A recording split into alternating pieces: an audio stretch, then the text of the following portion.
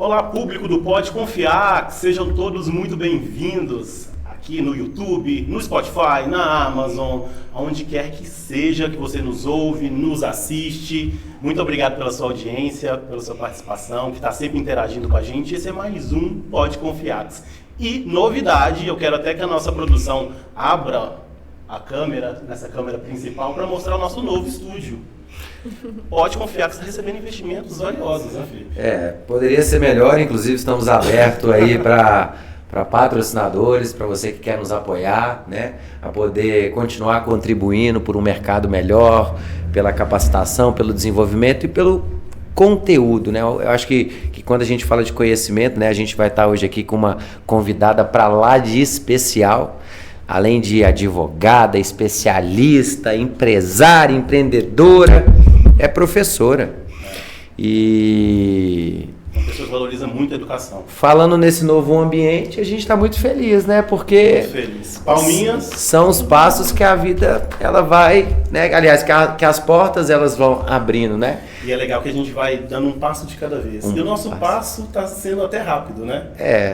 Apesar que a gente só precisou de usar a inteligência, a mentalidade para fazer algumas modificações, né? Eu acho que devagarzinho as coisas vão acontecendo. É isso aí. Então, assim, quero falar para vocês que nos acompanham aí, pode confiar que é sua fonte segura, é sua fonte ali de entrevistas, de insights valiosos. Continue nos acompanhando, tá? E hoje a nossa entrevistada, ela é para lá de especial, ela é sócia conselheira da BCM, né? Advogados. E quem é a nossa advogada e a nossa entrevistada de hoje? Na verdade eu sou uma pessoa suspeito a falar, até porque eu me recordo há mais ou menos uns 10 anos, 11 anos, quando a gente estava começando a construir, né, a nossa caminhada aí com relação a seguros imobiliários, né, produtos para o mercado imobiliário. A gente sempre escutou falar muito bem do escritório BCM. E a doutora Letícia é uma pessoa que, além de ter uma profundidade, um conhecimento, um domínio sobre o mercado imobiliário em geral, ela nos ajudou assim, em muitas frentes, né? Hoje inclusive uma parceira que a gente tem, mas a gente tem nada mais, nada menos que doutora Letícia Madureira. Aí, seja bem-vinda, doutora. Muito obrigada. É um prazer, doutora, ter você aqui. Para a gente é uma honra, uma pessoa que a gente tem um respeito muito grande pela profissional que é. E eu acho que a gente não pode deixar de falar que as mulheres cada vez mais, né? Não deveria ser diferente, mas as mulheres elas dominam hoje, né? Além de aqui na Confiax eu acho que 80%, né? 85% já são mulheres, mas o mundo tem trago cada vez mais essa crescente aí das mulheres na liderança, né, em geral. Então é um prazer ter você aqui com a gente, é uma honra. Eu que agradeço. Seja bem-vinda. Agradeço aí a parceria, confiança, o carinho, a amizade, né? E para mim também é um orgulho enorme fazer parte do grupo Confiax, da rede Confiax, dos produtos relacionados a Confiax. Isso. Uma empresa séria, idônea, que tem tantos anos de mercado. E tá aí cada dia surpreendendo positivamente mais. E a doutora Letícia tem uma coisa que parece muito com o que eu gosto. Aliás, ela participa de uma coisa muito que eu participo, que eu gosto, que ela gosta. Que nós somos atleticanos, né? Não é isso? Isso aí. Acho que eu tô essa semana aqui, toda né? eu vesti de preto e branco.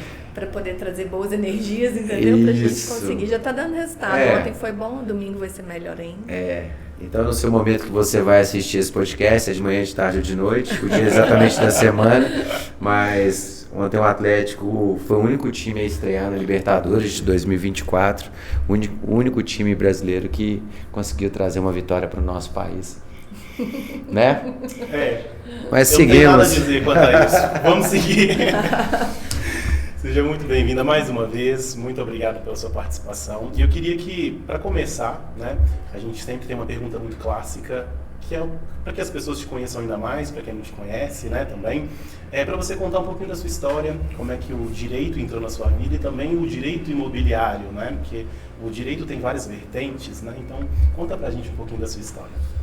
Bom, Herbert, Felipe, eu formei em 2002 na Milton Campos, na Faculdade de Direito Milton Campos. Fiz Direito muito porque meu pai falou para eu fazer Direito. Meu pai falava para mim assim, só tem 3 profissões que vão dar dinheiro na sua vida: Medicina, Engenharia ou Direito. Minha irmã é psicóloga, meu irmão é economista. Eu ficava, mas meu Deus, o que eu vou arrumar com Direito? O que é isso de Direito? Meu pai foi advogado da Caixa Econômica Federal a vida inteira. Trabalhava com BNH, hipoteca, financiamento. Hoje ele tem 87 anos. E me estimulou muito para o direito. Mas eu queria mesmo era fazer comunicação social. Queria estar aí, ó, onde você está. Publicidade. Adorava jornalismo, publicidade. E na época tinha aquele negócio de RH, né? O que você vai fazer? Aí o cara falou assim para mim, se você for pelo seu coração, você faz isso, se for pela sua razão. É quase um teste vocacional, né? É, isso aí. Aí eu fui para o direito. Ouvindo meu pai, falei, não, vamos no que ele me disse e vou seguir. Formei em 2002, mas em 1998, no meu segundo período, eu fui convidada para fazer estágio no BCM, Advogados, que o sócio era meu primo, marido da minha prima, o Carlos Adolfo, que já faleceu, me convidou para fazer estágio. Eu entrei no segundo período lá no estágio. E quando eu entrei, o escritório tinha 3 anos só, que tinha sido fundado. O escritório foi fundado em 1995. Eu fazia estágio o dia todo, a gente começou numa salinha na Augusto de Lima. E aí depois, no ano de 2000, a gente foi para 2 andares na Avenida do Contorno. E hoje a gente está na Savassi, lá na casa que vocês conhecem. A gente foi crescendo.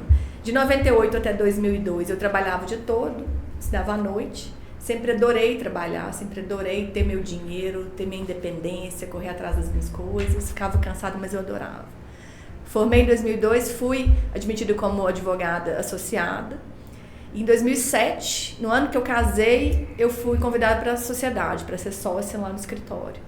E de 2007 para cá eu estou como sócia. Eu tenho 27 anos de BCM. BCM ano que vem completa 30 anos. Eita. Você tá ali uma desde história, o início, né? uma história bem bacana. Trintou. E quando eu entrei, a gente tinha 3 clientes de imobiliário. A gente tinha, eu lembro direitinho, era Renan Peixoto Imóveis, que é muito antiga do Renan, a Silvio Mendes Imóveis, seu Silvio, e a Britânica, que era a dona Vanessa, com o doutor Fernando. Britânica Imobiliária, que hoje já nem tem mais. E a gente começou ali naquelas 3 e o negócio foi dando certo, Era tudo muito, né, a gente fala arcaico, mas sim, tudo no papel. E eu fui no curso de Direito, terminei o curso de Direito em 2002, depois eu consegui fazer 2 pós-graduações, eu fiz uma em Direito Civil, porque logo que eu formei o Código Civil mudou todo. O Código Civil virou em 2002. Eu falei, putz, terminei o curso, o Código mudou, então vou fazer um novo curso. E fiz uma pós-graduação no CAD de Direito Empresarial também. No meio dessa formatura, desse negócio de pós-graduação, eu fui convidada para dar aula. Comecei a dar aula no Colégio Mineiro, que nem existe mais. Existia um Colégio Mineiro aqui no centro. De lá eu fui para a Faculdade de Sabará. Eu lembro que para a Faculdade de Sabará o cara me buscava todo dia, 5 horas da manhã, em casa. Eu baixava em Sabará às 7, dava aula até às 10, ia para o escritório, trabalhava. Isso era que ano, mais ou menos? Isso foi antes de eu casar. Eu comecei a casar mais ou menos no ano de 2003, 2004, logo que eu formei. E a gente sempre teve essa parceria com o Secov de Minas Gerais, que começou também lá na Tabaiares, era desde a época da Edilane, das antigas lá do Secov. Então a gente tinha, através do Secov, também um contato muito grande com várias empresas do mercado imobiliário. Então lá também a gente ministrava palestras, cursos, e desde sempre, depois que o Secov saiu de lá, foi para Alagoas, foi para Sergipe, a gente está sempre junto com eles aí, acompanhando o mercado e direcionando as empresas que são associadas ao Secov, o que também foi uma grande conquista para o escritório e para a gente como profissional. Nos anos de 2010, mais ou menos, a 2015, o mercado deu um impulso gigantesco, né? O mercado imobiliário cresceu muito. Não só na questão dos novos empreendimentos, novas construções, novos construtores que vieram para BH, muita gente de São Paulo veio construir aqui, e com isso o nosso negócio também cresceu muito. O escritório cresceu muito de 2010 a 2015 no ramo de direito imobiliário e foi agregando cada vez mais também para as outras áreas do escritório. Né? Isso foi bem bacana. O escritório hoje ele tem área de direito bancário, de direito civil, de direito médico. Lá em São Paulo, a gente tem uma filial em São Paulo com direito médico, que é bem bacana. Tem a área de direito trabalhista, que é muito forte também. E o direito imobiliário, que é a nossa maior área hoje. E eu entrei no direito imobiliário assim, e de 2, 3 clientes a gente foi. A gente tem diversos clientes hoje, que a gente atende desde pequenininho até o grande. E com a vivência, eu acho que foi com a vivência que a gente foi aprendendo a melhorar, a capacitar, a entender as dores, a entender a carência do público, a entender o que pega. Porque pra gente, que é advogado, só chega o problema. Sim. Não vai chegar nada que é bom. Então eu consigo gerir os problemas da melhor forma para ajudar o meu cliente a saber administrar isso e seguir em frente. Que eu acho que esse que é o grande desafio aí do direito imobiliário, do mercado imobiliário. É gerir e administrar bem os problemas. A parte boa é boa, né? Para todo negócio. E eu entrei nesse direito imobiliário e nunca mais saí. Adoro a matéria. Hoje eu dou aula, né? Estou dando aula na PUC, na pós-graduação da PUC. Acabou que eu fui convidada, tem 3 anos, para fazer parte do Conselho de Administração do Cicobi. Então, também acabo tendo muito contato com números, o que é bacana. Eu gosto muito dessa parte de economia, de mercado, de lidar com isso. A gente está falando de taxa, dessas coisas aqui. E acho que a parte jurídica agrega muito para uma cooperativa. E é isso, estou lá no BCM, firme e forte, querendo crescer mais, cada vez mais, aprender mais. Que legal. Um ponto de observação é que comigo também aconteceu uma coisa muito parecida que aconteceu com seu pai, quando ele quis te dar uma direção ali do que você deveria fazer. Eu acho que não só comigo, eu acho que a mentalidade das pessoas antigas, né, mais tradicionais, elas sempre preocuparam com isso. Na verdade, não elas, né? Eu acho que a vida, ela sempre nos direcionou para isso, né? Faça faculdade, busque, sabe, um curso que seja bom, que vai te levar para aquele caminho, para aquilo, e comigo não foi diferente. Eu queria fazer jornalismo. Eu queria fazer marketing. Eu cheguei até a começar, mas me levaram para administração. Porque administração você consegue emprego em qualquer lugar, sabe? Não me arrependo não, mas... Quase desistir do curso de publicidade pública. Mas hoje eu tenho vontade de fazer marketing, você acredita? Não sei porquê. Mas, doutora, com relação ao escritório, você comentou que você tem várias frentes de especializações, não é isso? Sim. Direito médico, enfim. E como é que é composto hoje o quadro societário? Eu acho que você deve ter, né, muitas pessoas envolvidas hoje dentro do escritório. Conta pra gente um pouquinho como é que contempla, aliás, quantas pessoas contemplam a equipe de vocês. E eu queria te perguntar uma coisa também. Quando você disse que se especializou no direito imobiliário, por quê? De onde que veio de onde que você... Engraçado, né? Sobre a primeira pergunta. É porque assim, eu olho para você como a doutora Letícia do mercado imobiliário, né? Ganhando esse nome, né? Com o tempo. Mas é engraçado isso. Quando eu fiz faculdade, eu tive uma matéria, o doutor Sérgio Rezende que me deu, eu lembro disso, que era sobre a lei do inquilinato. Na época foi assim, um negócio de, mas o que nós estamos tendo essa matéria de lei do inquilinato? Nada a ver, né? Mas vamos lá. E aquilo me passou e ficou. Quando eu entrei pro escritório, que eu comecei a atender as imobiliárias, eu falei, peraí, gente, tem que entender direito desse negócio aqui de lei do inquilinato. E comecei a perceber o quanto o mercado era carente em saber sobre a lei do inquilinato. E fui me especializando cada vez mais na lei do inquilinato, e lendo livros, e estudando, assistindo palestras, congressos, Silvio Capanema, diversos autores aí que são brilhantes sobre a lei do inquilinato. E a lei do inquilinato é uma delícia, a lei do inquilinato é gostosa, é fácil de entender. E é uma lei que você consegue ver, ela é clara, na prática, ela é objetiva, ela é clara, ela é simples, é uma lei boa. Então, me encantei pela lei do inquilinato, e como meu nicho foi direcionado para o direito imobiliário dentro do próprio escritório, e era direito civil, porque nada mais do que o direito civil para ter o direito imobiliário dentro.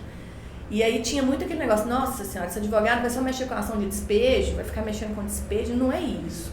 O direito imobiliário é muito mais do que isso, né? O direito imobiliário, ele abrange contratos, família e sucessões, direito das obrigações, direito de família com relação a heranças, a documentação, a imóveis, a parte toda de direitos reais. Então, é muito amplo o direito imobiliário, não só a lei do inquilinato. E aí eu gostei demais dessa matéria e fui aumentando meu prazer por isso, e fui chegando no direito imobiliário cada vez mais profundamente, né? E aí fui conhecendo não só, porque eu acho que agora a gente não tem que conhecer mais só a lei como advogado, a gente tem que conhecer o funcionamento da empresa, o produto que a empresa trabalha, os detalhes do mercado, a demanda, a oferta. A gente tem que conhecer um todo para você conseguir atender bem qualquer cliente, não é só a legislação, né? É um negócio mais amplo. E a vivência também, né? Dá isso, acho que a vivência que ajuda muito para você ter essa expertise toda. No escritório hoje nós somos 6 sócios. Eu tenho o Dr. Juscelino, que é o sócio fundador, um dos fundadores que trabalha na área do direito do trabalho. Dr. Alexandre Junqueira, que é sócio da área empresarial. Dr. Tristão, da área civil e imobiliária também. Dr. Ivan, que é da área empresarial. Rafael, que é da área do direito bancário. Nós somos 6 sócios hoje, todos ficamos aqui em Belo Horizonte. O Rafael que acompanha a filial de São Paulo, do direito médico.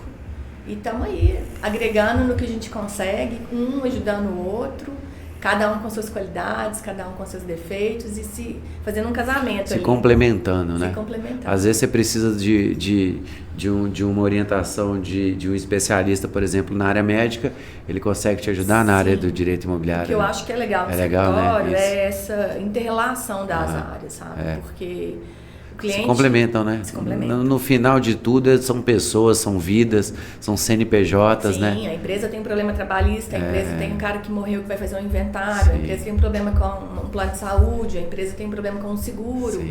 E isso tudo vai complementando ali. A gente vai criando esse vínculo aí com a clientela, né? Um vínculo completo, vamos dizer assim. E como temos parceiros, né, nas outras áreas que a gente não atua, parceiros que a gente consegue indicar e recomendar da área tributária, da área de direito criminal, sempre que precisa a gente consegue atender de forma ampla aí as empresas e os clientes. Acho que é importante. Mas você continua sendo a doutora, então, do mercado imobiliário, eu sou né? do direito Tem que imobiliário. ser, né? E não sai não, né? Não, acho não vai mudar não, né? Eu gosto muito. Nem se o Galo te convidar para você assessorar lá, você não vai mudar pro Galo, né? Você vai continuar. Acho melhor não. Muito estável. Uma pergunta, você falou sobre a lei do inquilinato. Para quem nos assiste que não conhece, contextualiza para a gente assim, brevemente o que é a lei do inquilinato, como é que ela impacta nas relações locatícias no Brasil, né? Direitos e deveres, né? De quem aluga, de imobiliária, de locatário, locadores. Explica para a gente assim, brevemente.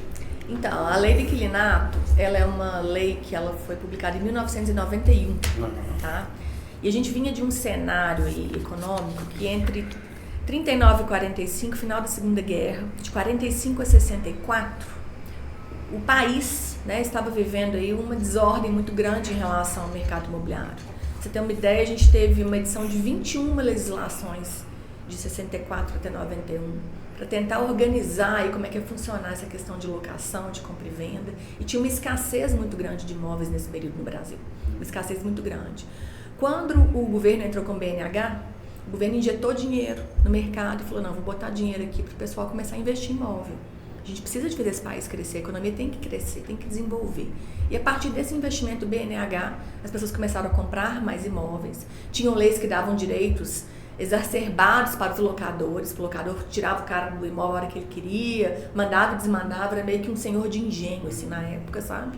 E o mercado foi crescendo, as construções foram aumentando, as cidades foram crescendo, o país foi se tornando mais populoso e veio a necessidade da lei do inquilinato, que veio para organizar esse emaranhado de legislações anteriores aí e para aproveitar o momento da economia do país, que estava ali crescendo, de fato, de 91 para cima, deslanchou. Em crescimento, em investimento, em desenvolvimento, em oferta de emprego, em oferta de tudo no mercado imobiliário, de 91 para cima. E como a gente falou, a lei foi uma lei muito bacana, foi uma lei muito clara, muito objetiva, muito bem colocada, num momento específico que era preciso colocar aquela lei ali, 91 até 2009. 2009 foi a primeira modificação da legislação. Eu falei com vocês aqui que de 2010 a 2015 o mercado deu uma crescida. 2009 a lei do inquilinato mudou também e colocou mais benefícios para os donos de imóveis, para que eles investissem ainda mais no imóvel. Trazendo mais segurança. Trazendo mesmo, mais né? segurança jurídica para eles. Sim. Porque a gente tem a lei do inquilinato maravilhosa e tal, que funciona em muitos aspectos, alguns não, mas para ela fazer valer, para que ela tenha efetividade, a gente depende do judiciário. E o judiciário, a gente sabe que a gente tem um problema enorme no Poder Judiciário brasileiro de muito tempo.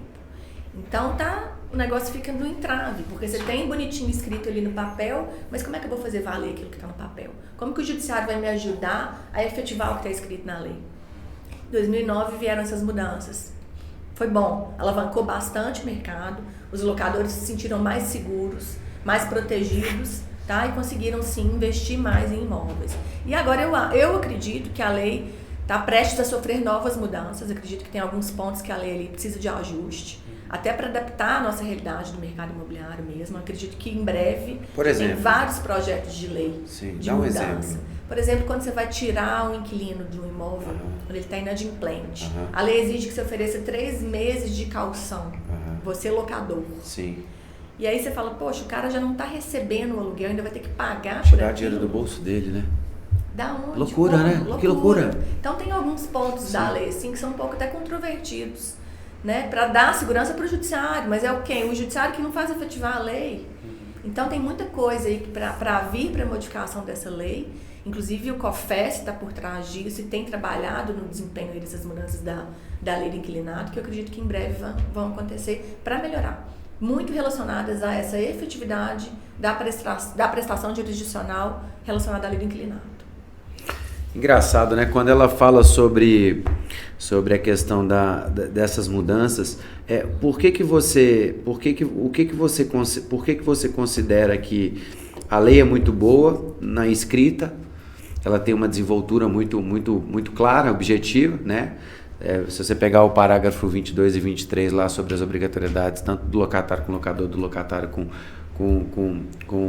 locador, com locatário com locador, na prática, no papel parece que é muito bom para os dois lados, né? Mas na realidade a gente vê, por exemplo, no dia a dia que a gente tem o despejo, a dificuldade que se tem hoje para despejar um cliente do imóvel. Por que você acha que isso acontece? Essa dificuldade de conseguir eliminar, essa dificuldade de conseguir um oficial para ir lá e... Assim, isso é uma dor que eu acho que ela já se torna exaustiva. Nessa era que a gente vivencia, um mundo mais acelerado, a informação, né, assim, na palma da nossa mão. Por que a gente ainda continua com essa dificuldade, doutora? Eu estou fugindo um pouco do script eu acho aqui. Que tem alguns pontos que a gente tem que colocar aí nessa pergunta sua. Primeiro, com relação à estrutura do judiciário. Carência de pessoas, carência de verbas. Sim. A gente tem aqui em Belo Horizonte uma média de 8 a 9 mil processos por secretaria civil, que é a vara civil que cumpre esses despejos, com uma vara que centraliza todas as execuções, uma única vara. É uma comarca? Uma única vara dentro da comarca de Belo Horizonte, que é a Centrase, onde ficam todas as execuções centralizadas lá, de mais 35 varas cíveis, então vai tudo para um juiz só. Então acho que essa estrutura, esse formato de organização do judiciário para isso não funciona bem. A gente teve uma época, não sei se vocês vão lembrar, que o Tribunal de Justiça de Minas ele implementou uma vara especializada. Era a 31ª Vara Civil aqui de Belo Horizonte, que ela era só para ações relacionadas à lei do inquilinato. Nessa época foi maravilhoso, porque o juiz ele tinha uma especialidade muito grande, ele entendia do negócio, entendia da lei. Sim. Ele inclusive ele é dono até hoje de vários imóveis, então ele vivia na pele isso. Então o processo andava maravilhosamente bem. Sim. Só que ficou desequilibrado para ele, porque o volume de ações era muito grande. Cresceu demais. Então tinha que ter uma segunda vara, uma terceira vara, e aí tem muita coisa envolvida, né? Tem a questão toda política, tem a questão de verba, tem a questão de orçamento. Então, desfizeram a vara especializada e voltou a distribuir tudo igualmente. Então, essa questão da falta de especialidade do judiciário, da falta de verba, de estrutura do judiciário, é um dos pontos que eu acho que o despejo demora muito. E o outro ponto, que eu acho que é o que a gente briga lá no escritório, que a gente sempre fala, a gente não tem que trabalhar pensando na solução, a gente tem que trabalhar pensando no problema. Se o problema acontecer, o que eu tenho ali para resolver o problema? Aí vem a parte das imobiliárias de documentação imobiliária. A documentação imobiliária hoje, gente, ela é primordial. Principalmente nessa era que a gente está de tecnologia, de tudo rápido, de tudo fácil, de um clique. Porque é aí que você precisa de conhecer a pessoa, é aí que você precisa de saber com quem você está lidando. Eu acho que a gente está numa era tecnológica, numa era digital, que vai precisar de voltar nos tempos né, contemporâneos lá nos tempos antigos, de olhar no olho, de apertar a mão, de falar boa tarde, aqui sua chave do seu imóvel para você alugar. E aí nesse ponto é que começam os grandes problemas das ações de despejo, que perduram anos. Você fala, pô, o cara tá morando de graça. Tem 1 ano que ele tá lá e a gente não consegue nem citar o cara. O oficial de justiça não consegue achar o sujeito. Como que funciona isso? Por quê, né? Eu não sei. Às vezes eu acho que eu sou mulher, porque diz que mulher pensa 15 coisas ao mesmo tempo, que é exatamente aquilo que você falou da Patrícia que está acontecendo, tá? Infelizmente, é assim, o gostoso é assim. Se eu pudesse mandar uma mensagem aí para o nosso presidente, para o nosso governador, para o nosso deputado, para o nosso vereador, vamos ter mais atenção com o mercado imobiliário. O mercado imobiliário é o que move a nossa economia. O mercado imobiliário é o que fala de sonhos, de liberdade, o direito da casa própria, o direito do bem-estar, o direito da família. Nossos governantes, vamos ter mais carinho com o mercado imobiliário, vamos abrir mais não sei quantas varas aí pra gente despejar, pra gente cuidar. Tá na hora, né, doutora? Fala a verdade. Não tá passando da hora? É um absurdo, não é? Porque quando você fala de toda mudança de lei do inquilinato e tal, poxa, cara, que loucura. Cara, os caras estão preocupados com a multa, estão preocupados com a saidinha do banco. Pararam não sei quantos meses para buscar 2 caras que fugiram da penitenciária máxima. E, gente, a gente não consegue despejar uma pessoa que está inadimplente, um cara que está fraudulando um contrato. A gente não consegue resolver uma situação que muitas das vezes, você acredita que um proprietário, ele sai daquele imóvel que ele tem próprio, porque o condomínio é mais caro, talvez ele está vivendo um momento dificultoso, ele quer levar a família para um momento mais simples e ele fica sem receber o aluguel. Sim. Você acredita? Tá na hora da gente mudar isso, não tá, doutora? Tá na hora de começar a defender essa bandeira, né? Tem que defender essa bandeira e eu acho que começa da nossa postura, do empresário que atua no mercado imobiliário agir diferente. O empresário pode evitar isso, pode evitar de chegar no despejo. O empresário pode evitar de abrir um sinistro. O empresário ele pode fazer diferente, ele pode trabalhar com um diferencial. Claro que hoje todos nós estamos sujeitos a fraude, a bandido, a golpe o dia inteiro, a gente fica cercado com isso o dia inteiro. Mas cabe a nós mudar a nossa postura aqui para a gente começar a trabalhar um pouquinho com mais atenção, com mais cuidado. Quem sabe fazer igual nossos pais faziam lá atrás, Felipe, e tomar cuidado com uma coisinha ali no papel, sim, ou numa anotação, né? Olhar uma identidade, conferir um documento, prestar atenção de quem que é aquela pessoa, sentir a pessoa, ao invés de ficar só no clique. Será que aquilo ali não vai te dar um pouquinho mais de segurança e de tranquilidade para gerir o imóvel do seu cliente, para colocar alguém dentro do imóvel do seu cliente? Até porque falta produto hoje. Demais, o mercado está precisando, né, de produto. Tá. Eu estava ouvindo uma entrevista quinta-feira passada do filho do dono de uma das principais construtoras, eu acho que da América Latina, né? Inclusive, um abraço aí, vovô Meninho, patrocínio o nosso podcast, pode confiar. Ele falou que no ano de 2025, 2026, ele vai liberar em mais de 3, 4 mil unidades de novos empreendimentos aí na nossa Belo Horizonte. Então, a tendência é que as coisas voltem a se normalizar também. Eu acho que nessa crescente aí, acho que a gente passou um momento desafiador, né? Eu acho que sempre acontece, né? Quando a gente tem uma troca de governo e tal, o mercado dá uma desacelerada um pouquinho, né? Uns ajustes. As pessoas ficam inseguras, né? Acho que a realidade é essa. Todo mundo ficou inseguro demais, pós-pandemia, mudança de governo, sim, a insegurança reinou. E na dúvida, o mineiro, então, ele é muito mais conservador, né? Desconfiado, então ele fica quieto. Até ele criar essa segurança de novo e ver que as coisas estão melhorando e investir, voltar a investir, leva um tempo, mas isso acontece. Você mencionou um pouco aí sobre fraude, essa é até uma próxima pergunta nossa. Quais são os tipos mais comuns de fraude hoje em dia? Né? A gente vê essa crescente no momento. E como é que os profissionais do mercado imobiliário podem se proteger dessas fraudes? Eu vou complementar. Na quinta-feira passada, eu recebi uma matéria do Globo.com que uma quadrilha especializada alugou um imóvel. Na verdade, um rapaz falou que estava alugando, tem a matéria, tudo bonitinho, inclusive o síndico fala que conversou com ele e tudo mais, inclusive com seguro-fiança. E tem uma matéria que, nessa matéria fala o seguinte: ele alugou imóvel e roubou 3 apartamentos de classe alta em São Paulo. Como é que a gente vai combater isso, doutora? Você falou do relacionamento e assim, eu tenho uma visão muito bacana disso também, mas juridicamente como é que a gente pode evitar isso? A primeira coisa aí pra gente tentar combater a fraude, eu falo que tem um triângulo aí na relação imobiliária, que os empresários eles têm que ter muito conhecimento, que é o produto, o locador e o locatário. Tá? Conhecer o seu produto, saber o nicho de mercado que você está, saber quem vai procurar esse tipo de produto. Tá? Se é um imóvel de luxo, se é um imóvel de luxo, se é um imóvel simples, se é um imóvel de classe média. Conhecer o dono desse imóvel, saber o que ele espera, igual você colocou aí, o cara que espera aquele aluguel para pagar a conta todo mês, o cara que tem 40, 50 imóveis de investimento e que está contando com aquele dinheiro como um investimento. E conhecer o seu locatário. Quem é esse cara que vai entrar no imóvel? Quem é essa pessoa? O que ela faz?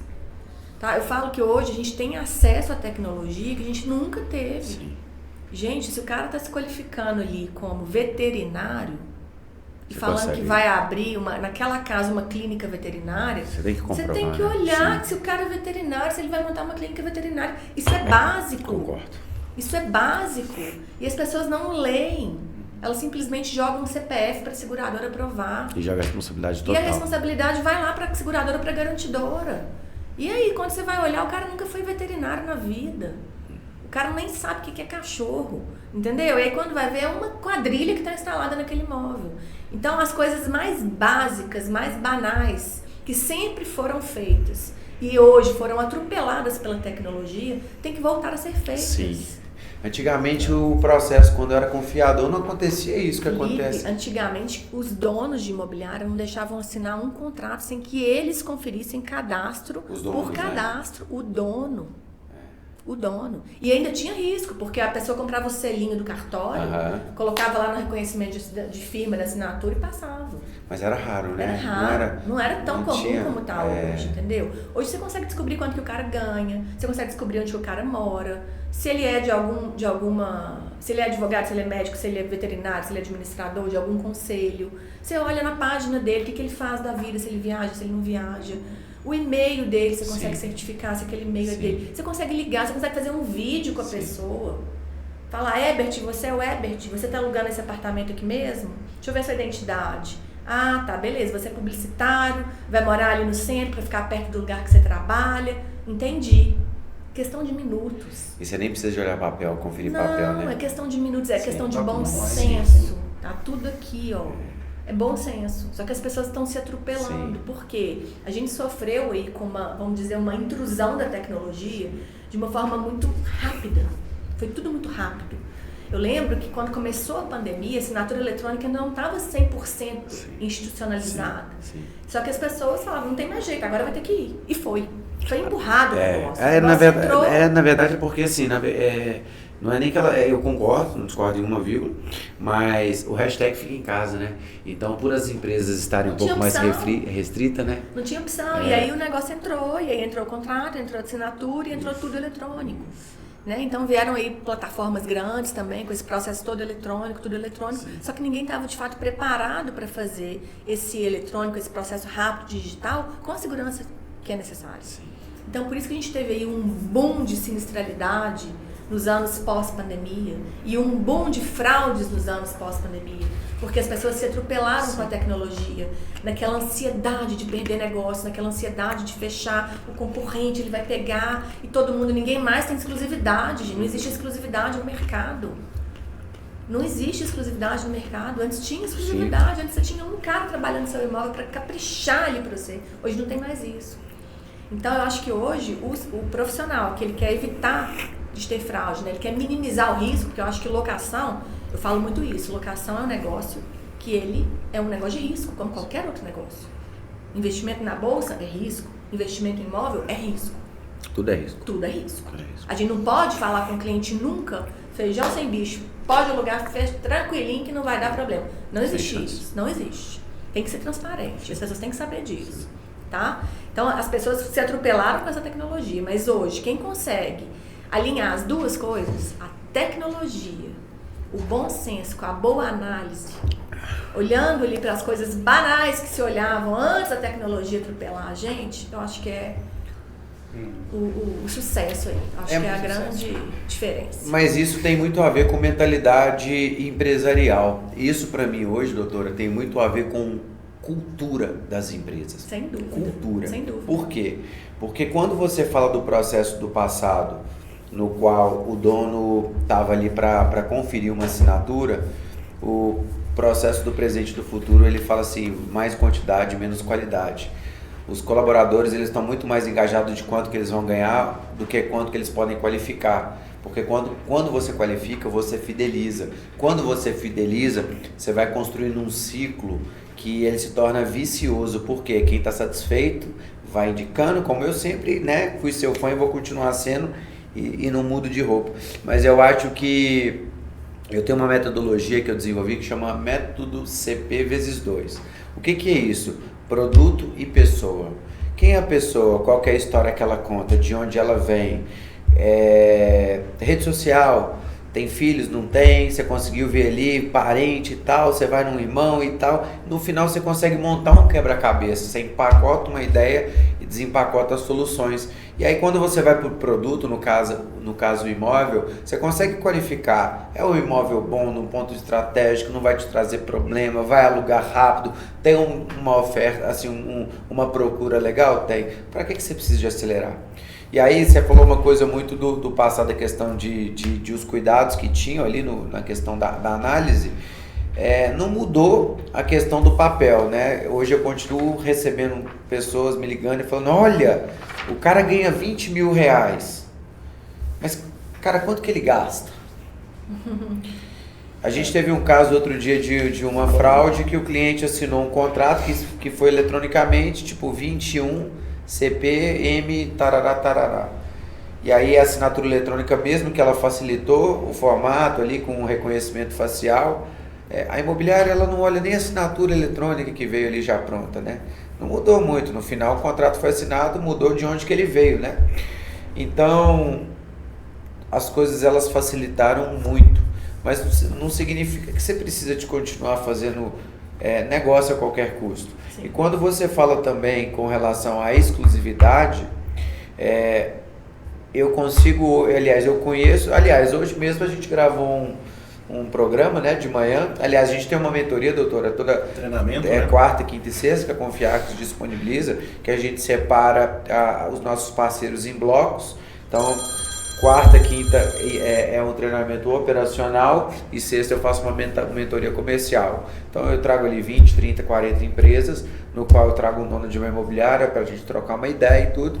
E é exatamente isso, ele virou hoje e falou exatamente isso. Ele falou, cara, eu consigo trabalhar com exclusividade, sem nenhum contrato assinado. Por quê? Porque o valor do serviço que eu ofereço, eu trago hoje para um proprietário os melhores benefícios que o mercado oferece, que eu posso oferecer, eu trago uma verdade sobre o meu trabalho. Automaticamente quando a galera liga, né, a concorrência liga para falar que tem história, que investe em marketing, que o atendimento é bom, que isso já se tornou clichê, ele consegue trazer uma exclusividade pelo trabalho e o valor que ele oferece em em todas as frentes. Mas o que eu queria complementar com relação à exclusividade, apesar que isso é raro acontecer, né, é que a gente também como consumidor, a gente está cansado, né, de seguir um padrão que muitas das vezes as empresas também não querem mudar. Não significa que você precisa de acelerar, você só não pode parar. Sim. Mas você precisa de ir reformulando muitos processos.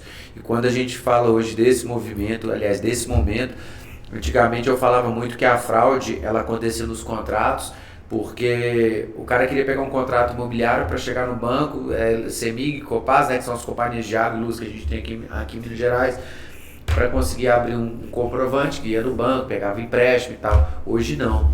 Hoje eu estou vendo muita coisa acontecer, como roubo nos apartamentos, como quadrilha especializada, igual aconteceu outro dia na região aqui próxima, em Contagem, que eles alugaram uma casa para roubar um banco do lado, estouraram parede, tarará, e por aí vai, né? Infinitas...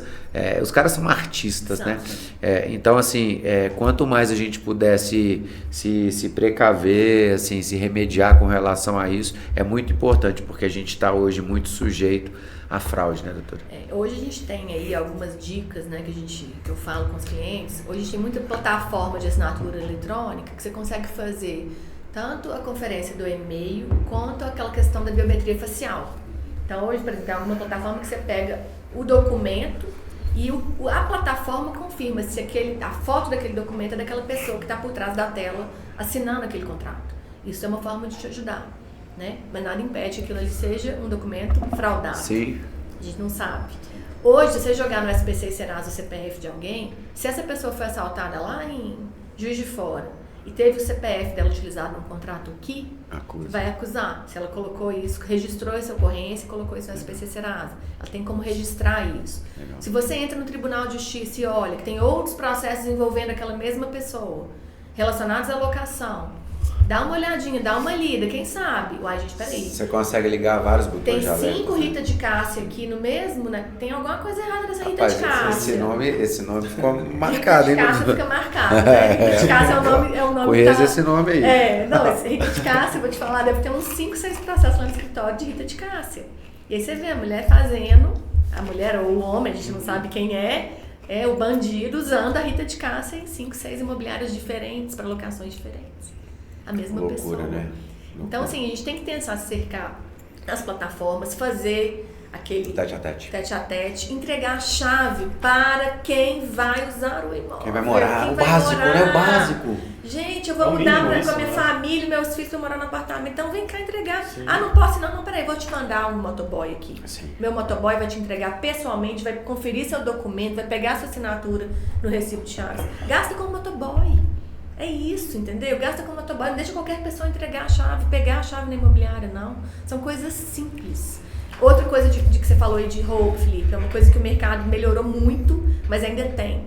Eu sou do tempo, Felipe, que a pessoa chegava para conhecer o imóvel, deixava a identidade no balcão da imobiliária e falava, segura minha identidade original, eu vou conhecer o imóvel e volto.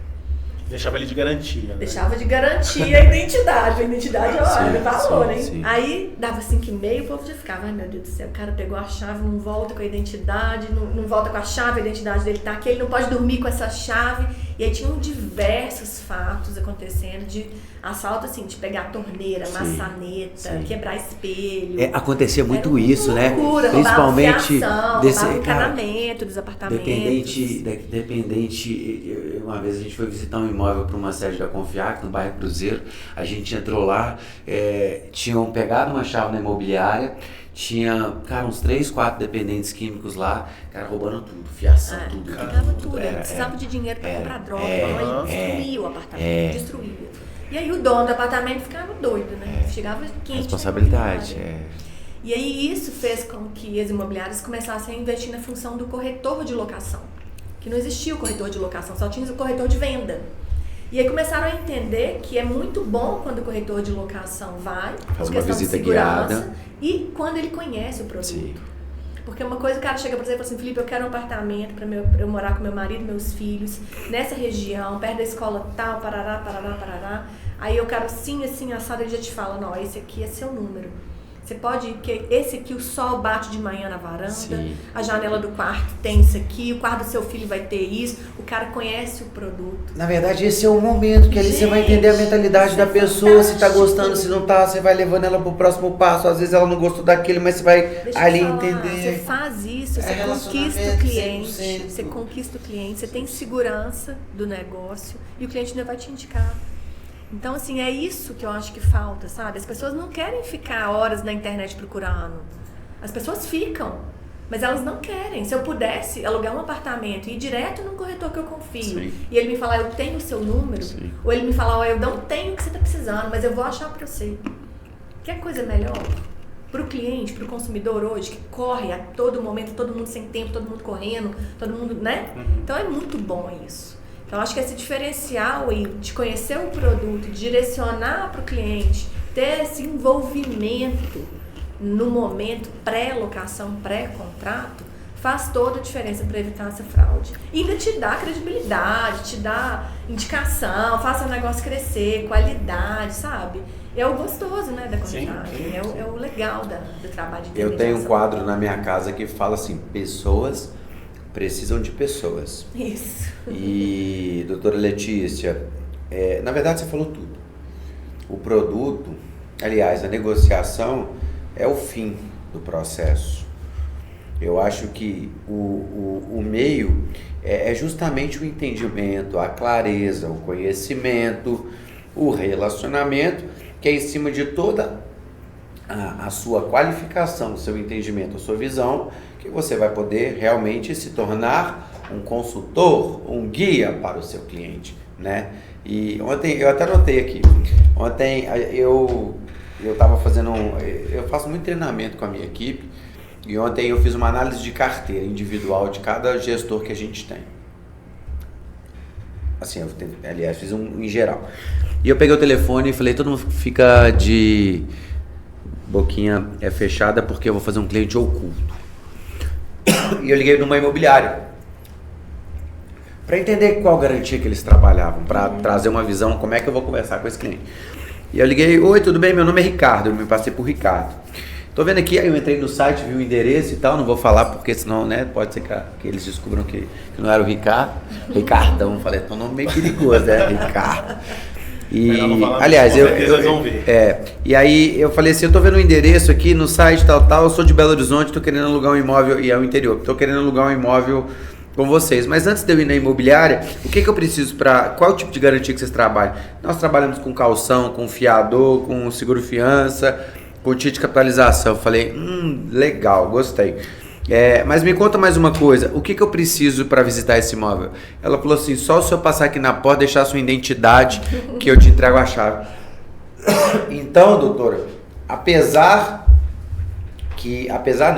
por mais que a gente tenha hoje tanta informação justamente sobre tudo que está acontecendo, os empresários eles persistem em continuar trilhando um caminho diferente, né? A gestão do negócio imobiliário é um negócio muito delicado, assim. Eu acho que tem que ter todo um... Por quê? Eu acho que é o seguinte, o custo de uma empresa imobiliária hoje, relacionado com as pessoas, relacionado com o tipo de trabalho, com o risco do trabalho, eu brinco que na época da pandemia que a gente viu isso. Porque na época da pandemia vendia muita casa, vendia muita cobertura, muita área privativa, as locações todas caindo, o ticket médio caindo ou até rescindindo, né, os imóveis ficando vazios, mas era a locação que segurava a onda ali do custo imobiliário, era a locação que fazia a conta fechar, fazia o cara pagar o aluguel, pagar os impostos, pagar os empregados, pagar o que água, luz, tudo, mantém a empresa. Mantém a empresa. Sim. Só que os empresários, eles muitas vezes, eles não enxergam o valor disso. Por quê? Porque nos negócios de compra e venda, muitas vezes, os valores oferidos são 2, 3 vezes, 4 vezes o faturamento da locação. Mas são espaçados, são aleatórios, não é um negócio certo, é um negócio de risco. Pode dar certo como pode dar errado. E a locação precisa de um investimento, precisa de um olhar diferenciado. Então hoje, para quem assume uma carteira de locação, tem que assumir a carteira de locação consciente do custo de gestão dessa carteira. E gestão de carteira de locação não tem como fugir de pessoas. Dá para fazer muita coisa bacana com tecnologia? Dá. Dá para pôr bastante processos, rotinas de trabalho, implementar sistemas tecnológicos de acompanhamento de processos, cobranças automatizadas, cartas automatizadas, mensagens automatizadas, mas chega um momento da locação, a locação é longa, gente. A locação residencial, a gente fala de 30 meses. Você tem 30 meses para trabalhar com aquele cliente. Não é igual uma compra e venda que às vezes em 15 dias você mata o assunto. Então, acho que essa gestão do negócio imobiliário relacionado à locação tem que ter um olhar diferenciado por parte do empresário. Tem que ter pessoas e pessoas qualificadas, pessoas que gostem do que estão fazendo, pessoas que entendam do negócio da locação, pessoas que saibam ali entender um pouquinho da lei do inquilinato para passar segurança para o cliente sobre isso. E é o que está faltando no mercado. Mas é por isso que hoje a gente vê a crescente de novas empresas, é por isso que a gente vê empresas novas alugarem muito mais imóveis que as empresas antigas tradicionais, e é por isso que a locação em países desenvolvidos já superou a casa de 45%, 50%, como Alemanha, França, Estados Unidos e Inglaterra. Vou trazer um dado aqui importante, doutora, acredito que você tenha esse conhecimento. Quem sou eu para te falar de conhecimento de mercado imobiliário? Mas no Brasil, isso é IBGE, né? No Brasil hoje a gente tem aproximadamente 75 milhões de imóveis de domicílio, são os imóveis residenciais.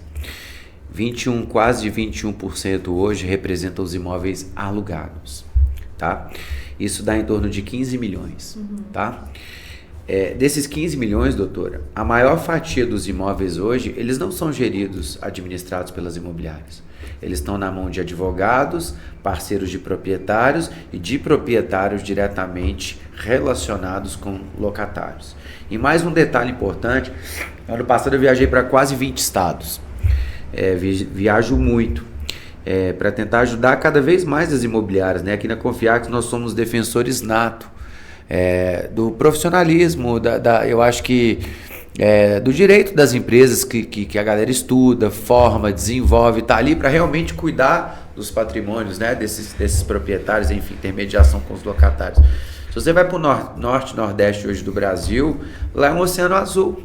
Por quê? Porque lá as imobiliárias não administram locação, a grande maioria. Eles fazem a oferta no site, recebem 100% do primeiro aluguel e depois eles dão um tchau e colocam o proprietário para lidar com o locatário. Só que essas empresas e essas pessoas, elas esquecem que qualquer tipo de venda, ela começa depois de um contrato assinado, que seja de uma compra de um relógio, de uma blusa, enfim, ou de um imóvel ou um contrato de locação, depois ali de um bom atendimento, de uma boa educação, de um abraço, de um carinho respeitoso nesse sentido, que você vai ter a oportunidade de prosseguir, de ter uma vida duradoura ali, criando essas oportunidades.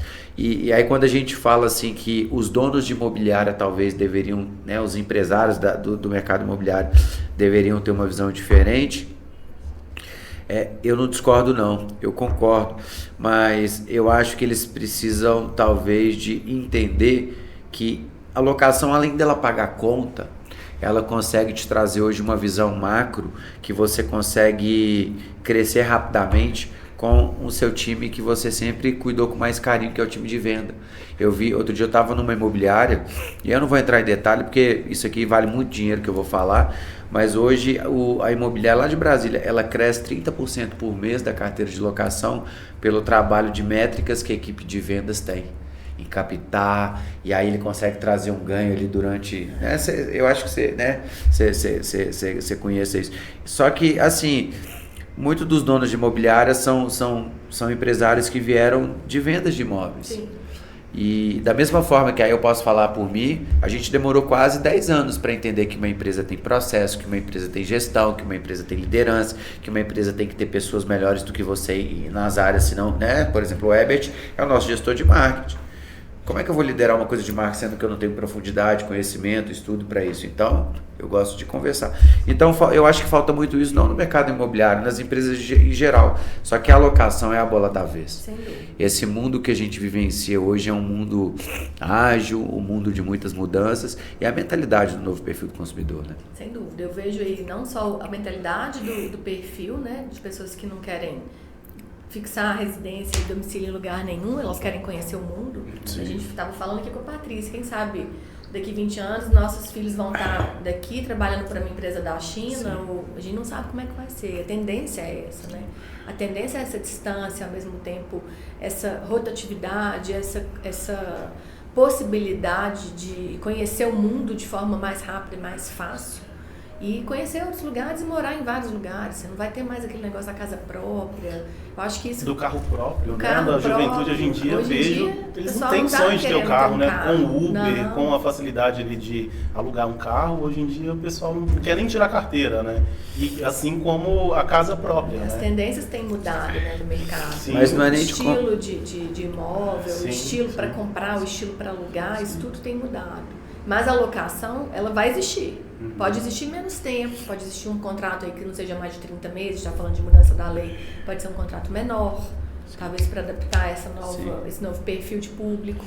Mas não vai deixar de ter gente para alugar e também não vai ter deixar de vender, porque precisam de pessoas para comprar, para colocar, né? O ciclo fica todo mundo precisa morar. A roda gira, não tem como. O mercado imobiliário, ele não para. Sim. Ele não para. Um vende, um compra, um aluga. Hoje a gente está vendo aí Belo Horizonte. Belo Horizonte vai passar aí por um retrofit no centro da cidade, já está passando. Sim. Então pensa daqui 5, 10 anos, como é que vai estar o centro de Belo Horizonte? Sim.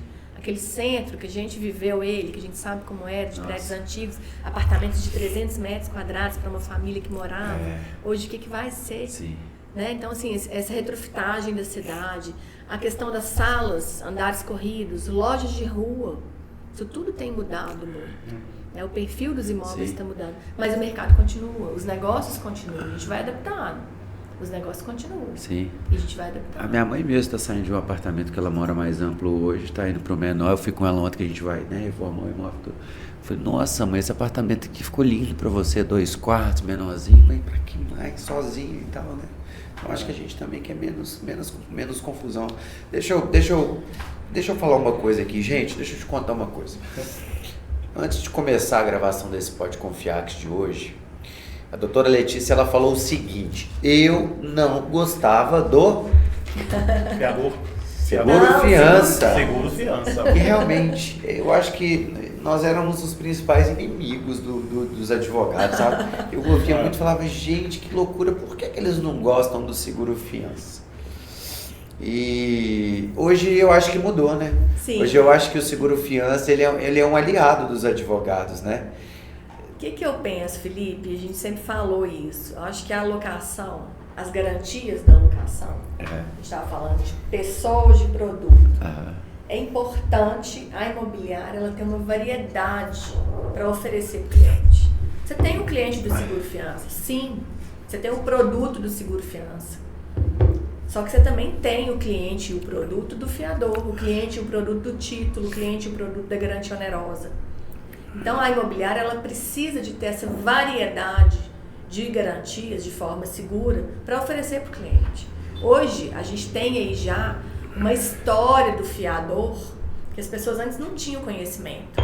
O fiador antes a gente tinha, até pela falta de relação pessoal, né? Hoje as relações interpessoais têm diminuído muito. Sim. Né? Antes seu pai tinha lá um bom amigo que visitava ele na casa dele, tomava um café, apertava a mão. O que precisasse de assinar como fiador, esse cara assinava. Mas ele buscava o papel na mão, levava na mão no envelope. Levava na mão, olhava no olho. Acabou, e falava, pode confiar, meu amigo, você vai ser meu fiador e eu tô te entregando aqui esse contrato, você pode ficar tranquilo que vai dar tudo certo. Isso tem diminuído muito. Mas o filho mata a mãe mata o filho rouba o irmão e tal. Mudou muito o mundo, Mudou né, demais doutor? o mundo. As pessoas não têm mais aquele elo, aquela confiança entre as pessoas. Sim. É muito difícil isso.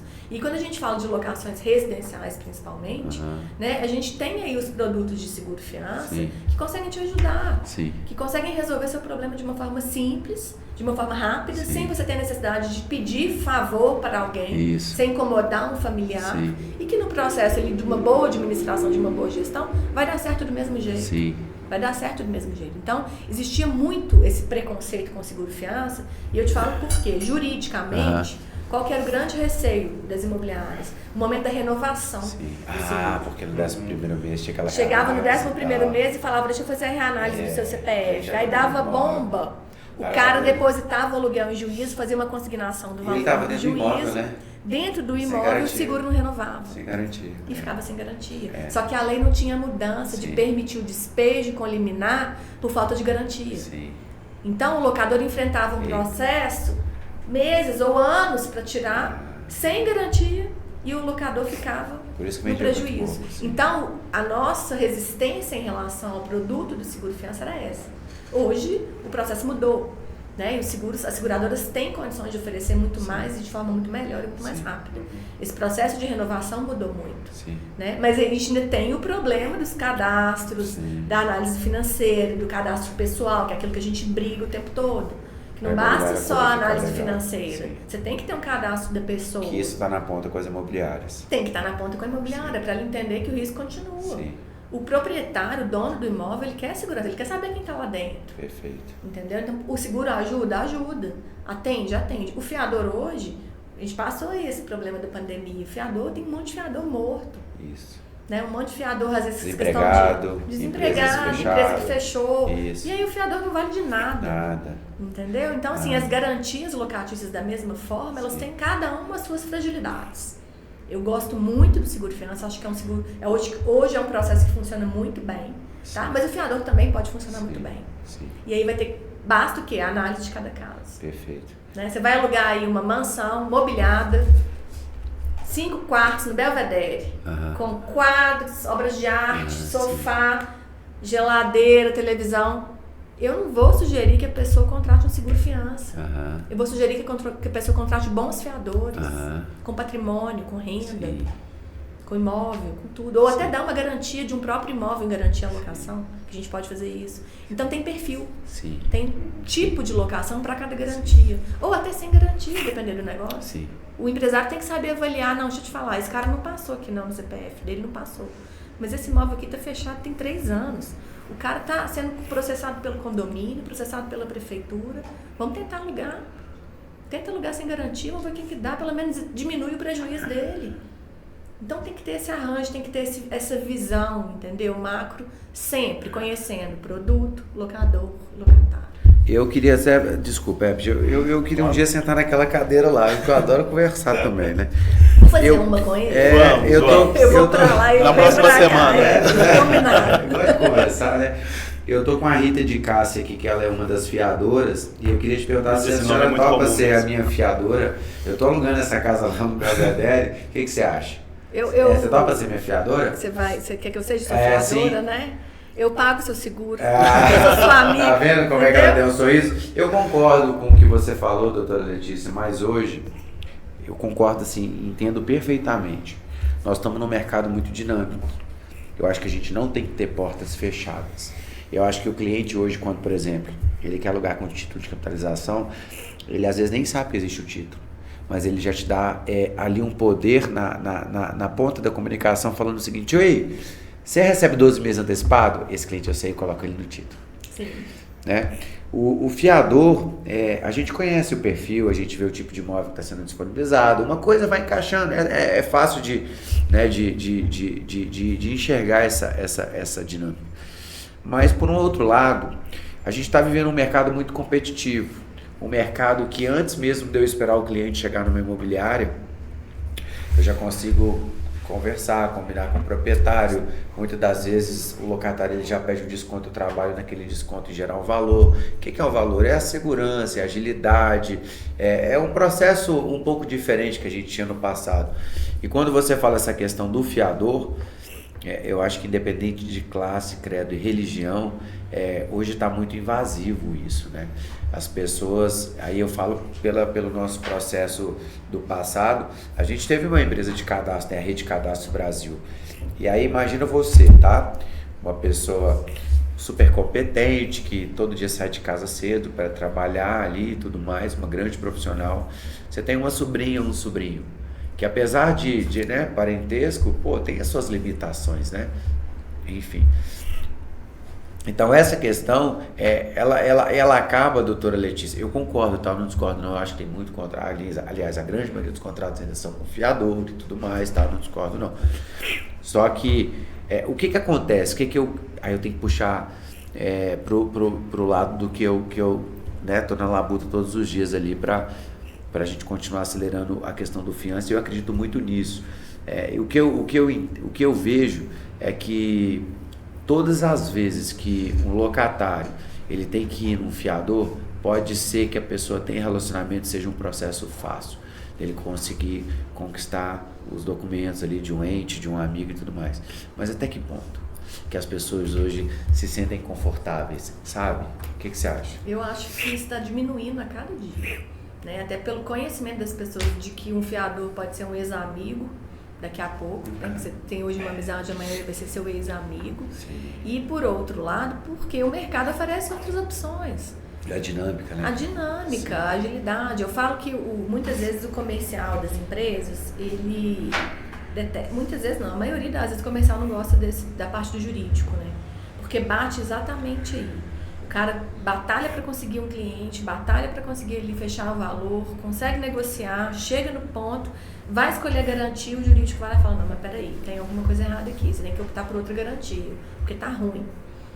E aí o comercial briga com o jurídico por isso. Só que o que falta, eu acho que é o mais importante, Felipe, é o feedback da empresa para o próprio cliente. antes de fechar o negócio.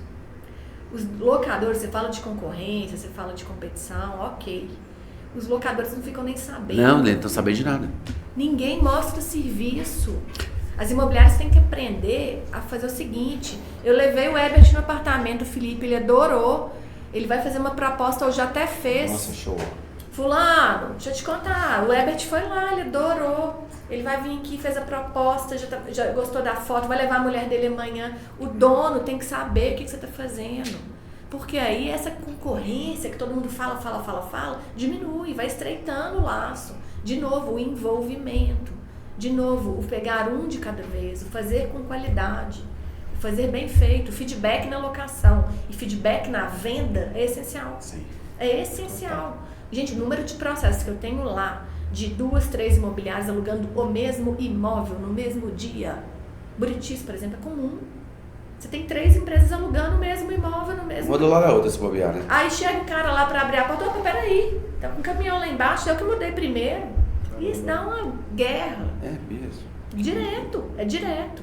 Por quê? Porque as empresas não contam pros caras, consegui um cliente aqui pro seu apartamento, vão entrar lá. Então eu acho que falta esse envolvimento, falta essa conversa. E da mesma forma com as garantias. Coloca real pro cliente, eu tenho aqui essa opção e essa opção. O que você acha? Vamos fazer assim? Ou não? Isso aqui é frágil, isso aqui não é. Você fala de fiador? Tem um fiador de 80 anos, meu avô, e aí? Será que vale a pena pegar um vovozinho de 80 anos? Ou vamos fazer um seguro? Então tem que ter esse jogo de cintura, tem que ter essa conversa para que dê aí ao cliente as condições do negócio, a escolha pelo negócio e a orientação, que eu acho que falta para a imobiliária, que é quem tem o know-how, tem que direcionar o cliente. Ela que tem que chegar e falar, locador, faz isso. Locador, eu sugiro que você feche assim. Quanto que custa hoje, por curiosidade, tá? Não estou perguntando do trabalho de vocês, tá, doutor? Em média, quanto que custa hoje para mim entrar com uma ação de despejo? Quanto que um advogado do mercado cobra?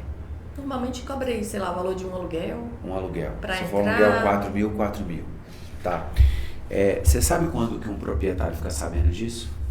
Quando que ele fica sabendo que já entrou Ele com a vai ter ação que de pagar. despejo? Ele vai ter que pagar? Muitas vezes, a maioria das imobiliárias, elas bancam isso. Tá. A maioria. A maioria. Mas quando... A maioria que tem um jurídico interno. Mas esse que não tem? As que não tem jurídico, né, ou interno ou terceirizado, o proprietário vai ter que bancar isso. Isso. E ele fica sabendo disso quando? Quando ele tem que assinar a procuração. E aí a bomba já estourou, o carro já tornou, não tem como. Então é por isso que você fala, quando você estiver fazendo um trabalho de estreitamento de relacionamento, você tem que colocar os pingos no is. Eu acho que é importante trabalhar com fiador, com calção, com tudo, mas que deixe claro para o seu cliente. Sem dúvida. As vantagens e desvantagens também, né? E a hora que ficou inadimplente, Felipe, é aquilo que eu falei no início. Quem vai sobreviver no mercado é quem sabe resolver bem os problemas. Sim, trabalho em conjunto, né? Conjunto, equipe. Entendeu? Não Parceria. Não jogar só para a responsabilidade do advogado da seguradora. O proprietário tem que ver, o cara tá sem pagar, ok, acontece. Mas eu não posso chegar e matar, né? Como é que nós vamos resolver? Junta, faz ali, conluio de forças, uma parceria, um time para conseguir tirar o cara de lá e resolver. Começa a criar uma briga, um atrito com o próprio cliente.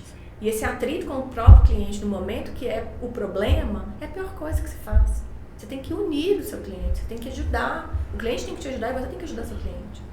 As imobiliárias têm que pensar um pouco diferente em relação a isso. E esse relacionamento é que faz toda a diferença. Perfeito. Doutora, vamos falar um pouquinho sobre o processo de sinistro, né? Como é que as imobiliárias hoje em dia podem aí, se preparar e se proteger legalmente em casos aí de sinistro? Documentação, a gente já cansou de falar aqui, cadastro pessoal, né, a questão da aprovação financeira, esse envolvimento e esse contato aí com as partes do processo. Mas tem uma coisa que eu sugiro sempre, que eu acho que é interessante, Bert, que é as imobiliárias terem o hábito de, no momento da inadimplência da pessoa, se aquela inadimplência é reiterada, verificar condomínio, verificar IPTU e verificar o imóvel. As imobiliárias não têm o hábito de visitar os imóveis alugados, não têm o hábito de fazer visitas rotineiras, de passar. Deixa eu ver se esse apartamento aqui tá ok. Alugado. Deixa eu ver se ainda tá morando o cara aqui nesse apartamento. Não, tem uma vistoria, deixa eu dar uma olhada como é que foi a vistoria inicial. Tem 3 anos que você tá aqui, deixa eu ver se tá em ordem. É uma rotina também que é um custo para a imobiliária, mas é uma diferença que faz no processo de locação muito grande. do meio da locação, ele tá tudo bonitinho, o cara parou de pagar. Coisa estranha, será que aconteceu alguma coisa? Parou de pagar 2 meses, parou de pagar 3. Vai lá, identifica o problema, descobre. Às vezes o cara já saiu, já abandonou o imóvel, já largou tudo lá, ou brigou com a esposa, separou, só ficou a esposa, o cara saiu. Você tem que entender o que está acontecendo naquela família, naquele imóvel. Os imobiliários vão sempre no automático. Não manda mensagem, faz cobrança, parará. Aí quando chega na seguradora, vai chegar o sinistro lá, o negócio já está todo embolado. Então, eu acho que tem que ter a presença do jurídico ou da imobiliária no imóvel. Isso é um fato, quando tem sinistro. Tá? E se é reiterado, então, mais ainda. E evitar sinistro, hoje é o quê? É você conhecer o cliente que vai pagar. Vai ter sinistro? Vai. Vai acontecer inadimplemento? Vai. Tá? Muita gente acha que o seguro, ele existe exatamente para isso, né? O pensamento do locatário é, não precisa pagar o aluguel esse mês, não, que a seguradora paga. Sim. E o pensamento da imobiliária do locador não é esse. O seguro tem pra gente não usar, é igual o seguro de carro. Você faz para não usar. Quem que quer usar seguro de carro? Pelo amor de Deus, eu não quero usar meu seguro. De jeito nenhum.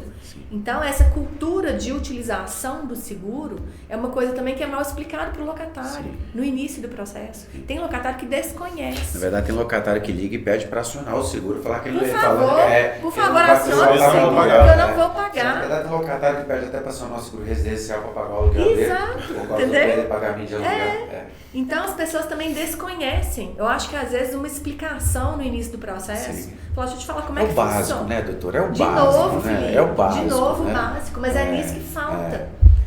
É o básico que está faltando. É o básico. Para os problemas acontecerem assustador, menos. Né? É assustador. É o mercado imobiliário. É assustador. E assim, é simples, né? É um produto, é aluguel, lei. Conversar, claro. Conversa, explica, ó, seu seguro é assim, se você não pagar, a seguradora vai te cobrar, tá? Vai me cobrar, vai cobrar com multa, com juros, com correção monetária, com honorários, com custos processuais, você pode ser despejado. Explica pro cara como é que funciona. Eu acho que falta muito essa explicação, sabe? Falta muito o entendimento das pessoas de como funciona o produto de seguro-fiança.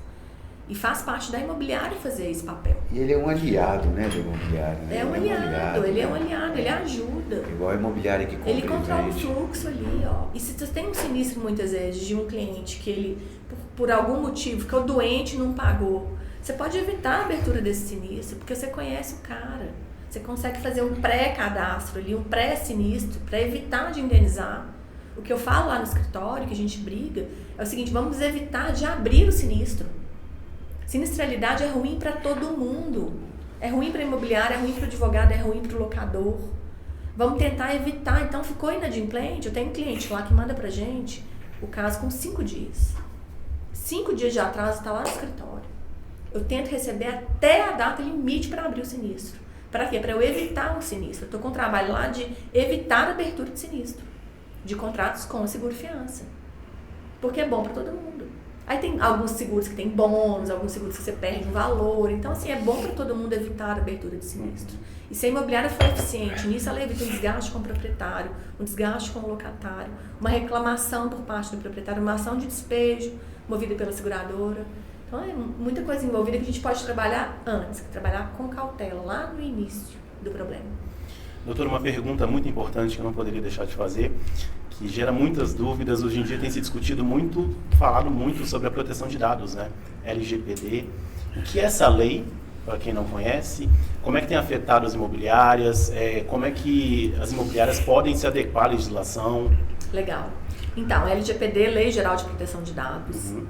Dados, gente, dados. Eu falo nos cursos que eu dou sobre LGPD, dados são o novo petróleo. A gente está falando aqui o tempo inteiro de dados. É tudo na empresa. Né? É a coisa mais valiosa que existe vale hoje. ouro. Você estava comentando aqui, Felipe, números de não sei quantos milhões, não sei quantos %.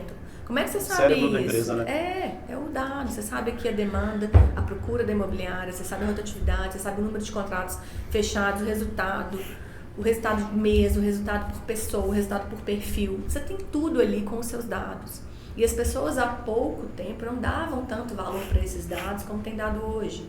Né? Os dados são ali a grande diferença para a empresa saber trabalhar esses dados. O que não só o mercado imobiliário tem que fazer, mas como todas as empresas que tratam dados de pessoas naturais têm que fazer. Tem que criar um fluxo de comportamento e caminho desse dado. A partir do momento que o meu dado chegou aqui para você, você vai do início ao fim, até você excluir o meu dado, tratar este dado. E como que você vai fazer isso? Você vai criar processos de trabalho dentro da sua empresa para limitar acesso, determinar pessoas que vão ter acesso àqueles dados específicos, o faturamento dele, o nome das pessoas que estão no faturamento. Todos vão ver? Ou só os gerentes vão ver? Quem pode ver? Quando pode ver? Hoje a gente tem diversos acessos tecnológicos aí que conseguem fazer essa limitação de acesso, esse controle de acesso, essa busca, tá? E com esse tratamento de dados hoje, você consegue ter números, alcançar resultados ali e desenvolver a própria empresa. Eu falo que quem conseguir se adaptar à LGPD para criar uma rotina de fluxo de dado, do caminho do dado dentro da empresa, daqui a um tempo vai ter, igual aquele selinho ISO 9001, Sim. vai ser o selinho na LGPD. A LGPD ela veio para dar mais credibilidade para a empresa e mais qualidade para a empresa. É uma oportunidade para a empresa se organizar. E a lei surgiu em que ano? A lei é de 2018, ela só entrou em vigor em 2020 e as penalidades em 2021. Ela teve um gap aí de 2 anos de carência em função da pandemia. Tá? Então, uma lei nova, ela veio exatamente por uma ideia que já tem essa lei na União Europeia. A União Europeia trouxe essa ideia para o Brasil e investidores queriam colocar dinheiro no Brasil e falaram, gente, mas como é que eu vou colocar dinheiro no Brasil se lá os meus dados ficam soltos? Não tem nenhum tipo de controle sobre os meus dados. E aí veio essa ideia da LGPD por um ministro da Economia na época, em 2018, para criar a LGPD. É uma lei que eu acho que vai dar credibilidade, confiança para o cliente vai se sentir tranquilo. E uma outra coisa, o cliente que for ser ele assediado, vamos dizer assim, por alguma propaganda, por algum convite, ou ele vai ser porque ele quer. Né? Hoje a gente está cercado o tempo todo de informações, de mensagens, de e-mails, de dados, de propagandas. A gente pode escolher o que a gente quer receber. A gente pode filtrar o que a gente quer ver. Isso é nosso. Você pode, ele pode, eu posso. E a imobiliária tem que entender isso. Né? E quando você trata o dado do cliente bem tratado, você tem várias opções de mercado ali, de oferta. Então você sabe ali que o dado do Felipe, o Felipe é um cara investidor, mora ali, tem esse nicho, tem um empreendimento que é a cara do pai Felipe. Da Cecília, da Esther, marido, não sei o que, gosta de cachorro, tem esse produto em caixa. Exato, você direciona. Você monta um quebra-cabeça. Você direciona o que você precisa para ele. Então você consegue ali, o seu comercial consegue alcançar um resultado muito melhor. Porque você vai direcionar o seu produto, você vai direcionar a sua oferta.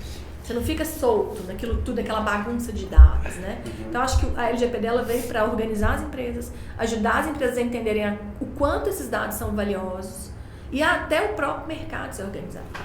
Até o próprio mercado. E sobre a lei, a LGPD, você considera que já é uma lei que nasceu muito bem estruturada ou que já precisa ali de adequações, assim como a lei do inquilinato? Até eu te pergunto isso porque a gente está num mercado em constante evolução, tecnologias, novas formas aí de mídia, de consumo de mídia, de exposição de dados, né? Você acha que já precisa ter uma adequação? Então, Herbert, a LGPD é uma lei que ela só pegou, pegou entre aspas, porque contém lá artigos que falam que o descumprimento da lei pode gerar para uma empresa uma multa milionária. Sim. Mas assim... Eu acredito que se esse artigo não existisse, essa lei seria como várias outras no Brasil que não pegaram. Tá? Só que a LGPD, o objetivo dela é proteção à nossa privacidade. Sim. Dignidade da pessoa humana, tudo aquilo que já vinha tratado no Código de Defesa do Consumidor, na própria Constituição da República. São direitos que a gente já tinha protegidos antes. E a LGPD veio só otimizar isso, melhorar isso. Hoje, o que controla, né, que tem feito esse controle, chama a ANPD, a Agência Nacional de Proteção de Dados, em Brasília. O que a ANPD tem feito? Ela seleciona as empresas que ela vai primeiro averiguar, então são empresas que tratam o maior volume de dados possível, para depois ela agir ali em relação à empresa. Como que ela age com a empresa? Ela fala assim, empresa, recebi uma reclamação aqui do Herbert que você está fazendo mau uso dos dados dele, está fazendo o tratamento dos dados dele sem autorização dele, sem o consentimento dele. A empresa vai ter a oportunidade de justificar para a ANPD. Não, mas peraí, eu tenho todo um formato aqui de trabalho de fluxo de dados. O Herbert veio aqui, ele conheceu o imóvel, ele deixou o CPF dele na ficha de visita. Esse CPF foi incluído no meu sistema aqui, na pasta de possíveis compradores. Dessa pasta passou para cá, para contrato fechado. Ele assinou o contrato, comprou o imóvel. Terminado de cumprir o contrato, o dado dele foi excluído. Tá tudo aqui, ó, tá comprovado tecnologicamente. Sim. A NPD vai falar, beleza. Tudo certo. Sem problema. Agora, se a empresa não tem isso... O problema hoje... Aí é que a NPD vai vir para cima. E o grande problema hoje... Eu recebo... meu celular, se eu abrir ele aqui, eu vou abrir. Eu devo ter mais ou menos hoje... Eu vou colocar aqui que eu acho que é importante.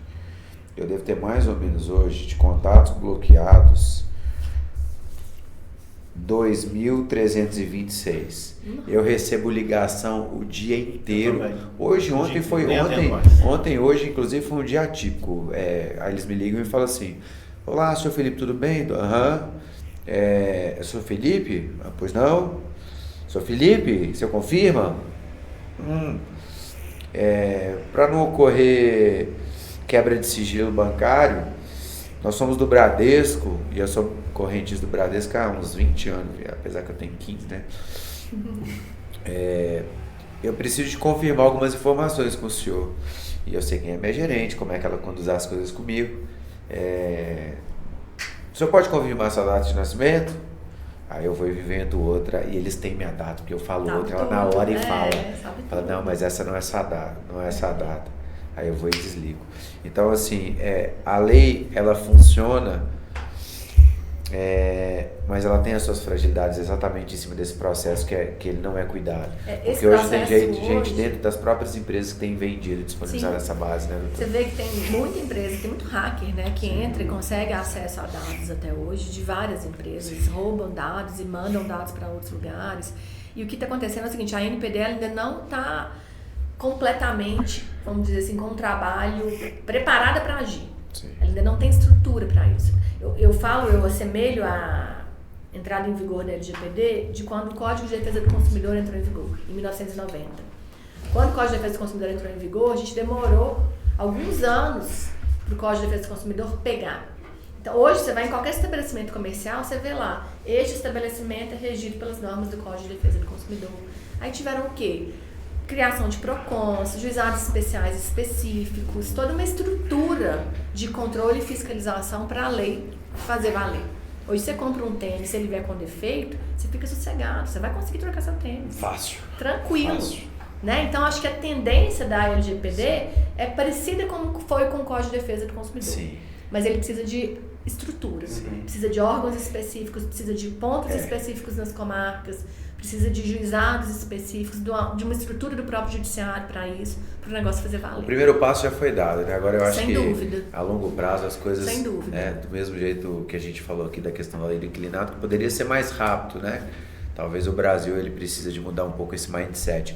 Doutora, nós já estamos... Um dia eu ainda sonho em ver aquele... Sabe? Que pena. Mas eu acho que foi o primeiro tempo, aliás, vão ter o segundo, o terceiro.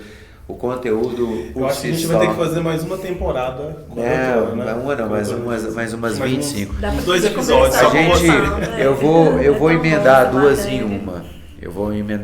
uma. Eu queria que você falasse um pouquinho mais sobre quem é a Letícia, quando a Letícia tem as dificuldades, a quem ela recorre, como é que é o dia a dia da doutora também, porque a gente te conhece como uma advogada, uma especialista, mas eu sei que você é atleticana, eu sei que você é uma pessoa carismática, feliz, alegre, e eu tenho uma pergunta que eu gosto sempre de deixá-la para o final, que eu peço para os nossos convidados para eles numerarem a ordem. Eu vou falar aleatoriamente, tá? Família, Deus, trabalho e saúde, tanto emocional ou física. Eu queria que depois que você falasse da doutora, para você numerar essa prioridade na sua vida. Bacana. Tá? Difícil, né, gente, falar da gente, né? Quando a gente para assim pra pensar. Mas... Então, Letícia, pelo meu nome significa alegria, né? E outro dia eu descobri indo à missa domingo, eu sou católica, adoro ir à missa domingo, que é um domingo, o 4º domingo da quaresma, que o padre se veste de cor de rosa, que significa alegria.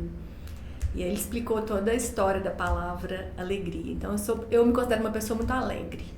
Eu sou alegre, sempre fui e acho que vou sempre ser. Eu sou uma pessoa muito privilegiada, Felipe. Eu sou, assim, uma pessoa de muita sorte. Em tudo na minha vida. Eu falo que é impressionante isso. Eu sou sortuda com tudo, com absolutamente tudo. Com a minha saúde, com a minha família, com o meu trabalho, com meus filhos. Eu tenho 2 filhos pequenos, com a minha família, meus pais, né? Sou a terceira, sou a caçulinha aí de 3 irmãos. Tenho meus pais vivos, 8 e 12. Bernardo e Guilherme, cruzeirenses, infelizmente. Porque eu deixei acompanhar o pai, né, Felipe? Não tem como, deixei eles, né? Já gostei deles, gostei deles. E assim, eu sou muito privilegiada. Eu acho que, claro que a gente planta e a gente colhe. Eu, desde os 16 anos que eu ralo, eu adoro trabalhar, eu gosto muito do que eu faço. Eu sou muito exigente comigo mesma, muito exigente. Eu sou uma pessoa muito brava. O meu nome Cana Brava, não mente. Eu sou uma pessoa muito brava, contudo, sou exigente comigo mesma, com o trabalho e gosto das coisas bem feitas. Eu acredito muito que nós temos uma responsabilidade nessa vida, sabe? A gente tem um papel, uma missão muito maior do que isso aqui. Sim. A gente tem uma missão muito grande de valores, de princípios, de ética, de comportamento, de exemplo. Perfeito. Então, a cada dia que eu saio de casa, que eu chego em casa, que eu falo, nossa, fiquei pouco com meus filhos, ou eu dei atenção pouco para meu pai, para minha mãe, que estão velhinhos, precisando de assistência. Aí eu falo, não, mas eu tenho que cuidar de mim, eu tenho minhas amigas, eu tenho... A gente fica o tempo todo naquela pizza ali, né? Tentando equilibrar os pratos e aí... Você fala, mas quem sabe a gente não pode deixar um prato desse quebrar de vez em quando, né? Então hoje eu tô numa fase da minha vida, assim, muito bacana. Eu cheguei num ponto de amadurecimento que eu tô muito feliz, tanto profissionalmente quanto pessoalmente. Tenho quase 20 anos de casada, tenho 23 anos de escritório e tudo meu foi tudo, sabe assim, parece que Deus mandou pra mim. E eu sou muito otimista, eu sou uma pessoa muito positiva. Eu acredito nas coisas, eu sou muito intuitiva, sou muito sensível, então eu acredito que vai dar certo, o negócio dá certo. Eu confio, o negócio vai. E eu sempre me entrego muito, assim, eu tenho muita energia, eu sou muito ativa, eu sou muito ligada, assim, na tomada, mas acho que isso é coisa de aquariano. Sou muito ligada na tomada, então eu gosto das coisas acontecerem, eu gosto de ver, eu sou executora pra caramba, eu gosto de ver acontecer. Legal. Entendeu? Eu planejo, mas eu quero ver acontecer. Sim. Então eu sou essa Letícia aí que busca sempre mais, que quer sempre melhorar. Acho excelente receber uma crítica, eu acho que é por aí que a gente cresce, por aí que a gente amadurece. Acho que as tempestades vêm sim e passam. Infelizmente eu vivi muitas tempestades na minha vida já, pessoal e profissionalmente, mas consegui passar por elas e passei super bem. Hoje me sinto uma mulher forte, me sinto uma mulher guerreira, uma mulher forte. Tenho muita força para enfrentar os problemas do dia a dia e cuido de mim. Cuido de mim das coisas que eu gosto. Adoro esporte, amo natureza. A gente tem uma casa de campo aqui em Nova Lima que a gente adora deitar e olhar para o céu, ficar olhando as estrelas.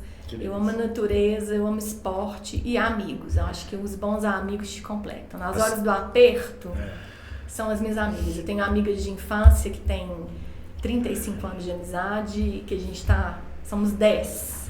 Doutora, sua vibe, sua energia, quando você foi falando, ela foi entrando aqui dentro de mim. Dá pra ver os seus olhos. Assim, eu fiquei até quente, sabe? Bom, gostoso, parabéns, que bom. gostoso. A gente ficou muito feliz de te receber aqui. É muito gostoso, assim, eu fui sentindo uma coisa, eu falei, cara, é tudo verdade, que legal ter pessoas assim, né, cara, é gostoso. Eu tenho essa vibe também. Quando conecta.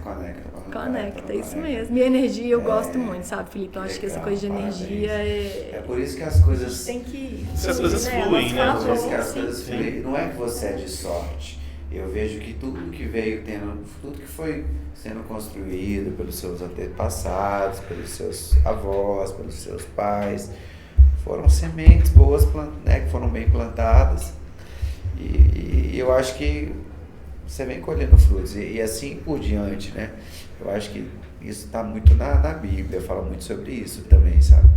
Então, eu acho que a sorte, ela está muito ligada à competência.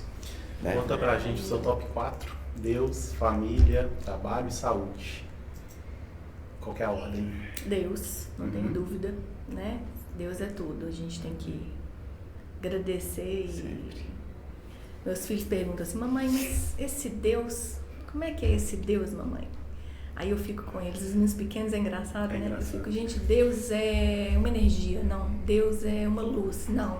Deus é uma força, não, Deus é natureza, não, Deus é tudo tudo. isso, Deus é criador do universo. Deus é tudo. Aí eles ficam, Deus é tudo, né, mamãe? Eles acreditam até que o Cruzeiro pode ganhar domingo.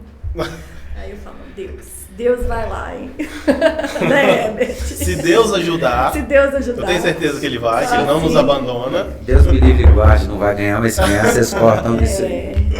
E os outros 3, a saúde. Sem saúde, né, gente? A gente não trabalha, consegue. a gente... Eu tenho investido muito na saúde mental. Acho que o mundo está precisando muito de investimento Depois na da saúde pandemia, mental. então, se fala, né?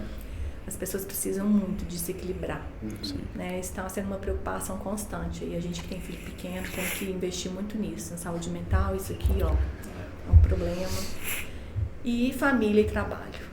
Família e trabalho, eu acredito que estejam juntos, porque eu me vejo como uma mulher de uma era que o trabalho faz parte da minha pessoa para construir bem a minha família. E a família me dá forças para agir bem no meu trabalho. Eles se completam, a família e o trabalho se completam. Se um tiver desnivelado o outro, você vai ter problema nas duas áreas. Eu não consigo me ver em casa cuidando de meninos sem meu trabalho. Eu não consigo me ver no meu trabalho sem ter uma casa para voltar para cuidar dos meus filhos, sabe assim? É uma coisa que uma coisa limpa com a outra. E tudo ali se conecta também, né? Deus, saúde, sem família, dúvida, trabalho. sem dúvida. Né? Quero te agradecer novamente, sua presença aqui foi incrível. Tenho certeza que quem está nos acompanhando aprendeu muito. Eita. Gostaria de ficar aqui mais tempo para conversar com você, que eu ainda tinha muitas outras dúvidas, muitas perguntas, mas vamos ter outro dia outro momento, outros episódios, né? Quero agradecer você que nos acompanha, que assistiu até o final. Muito obrigado, tá? Deixe seu like, você que nos assiste pelo YouTube, deixe seu comentário, a gente vai te responder, tá? Todas as informações aí para ser um dos nossos patrocinadores estão aí na descrição desse vídeo. Você que nos ouve aí pelo Spotify, pelo Deezer e por outras plataformas, quer saber mais? Vai lá no nosso Instagram, @redeconfiax, que tem tudo lá no link na nossa bio, né? É isso aí, Herbert, obrigado. Felipe, doutora, obrigada, satisfação, gente. parabéns. Obrigada a você. Você é uma mulher incrível, uma profissional completamente ímpar. E eu não estou falando da boca para fora. Obrigado por ter aceitado essa oportunidade de estar aqui com a gente. O ar-condicionado nós vamos ter que repensar, porque ele veio direto em mim aqui. Destruiu. Eu com a minha sinusite, tá tudo bem. Mas é isso, gente. Muito obrigado. Que Deus abençoe vocês. Abençoe você, doutora, o Herbert, o Enzo. Amém. E é isso. Pode confiar. Gente. Até mais, pessoal. Até a próxima. Tchau, tchau.